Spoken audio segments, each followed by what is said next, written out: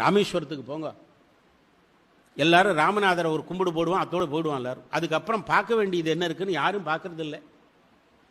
ராமநாதருக்கு பின்புறம் முதல் பிரகாரத்தில் லிங்கோத்பவருக்கு எதிர்த்தாப்புல கல் உப்பினால் செய்யப்பட்ட லிங்கமும் அம்பாளும் இருக்கும்.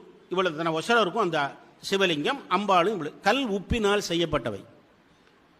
நூற்றுக்கணக்கான ஆண்டுகளாக அதுக்கு அபிஷேகம் ஆறுது, ஒரு உப்பு கூட கரையாம இருக்கு. ஏன் தெரியுமா? ஸ்ரீவித்யா எனப்படுகிற நவாவரண பூஜைக்கு விளக்கம் எழுதிய பாஸ்கர ராயர் என்கின்ற மகான் ராமேஸ்வரத்துக்கு வந்தார். அவர் உள்ள போய் ராமநாதரை வணங்கி விட்டு வெளியிலே வந்தார். ஒருத்தன் கூடிட்டான். இப்ப இன்னைக்கு ஒரு 10 தீவட்டி இருக்கான் பாருங்க தமிழ்நாட்டில், அது மாதிரி ஒரு 10 தீவட்டி அவரை சுத்தி நின்றுக்கிட்டான் ஒருத்தன்.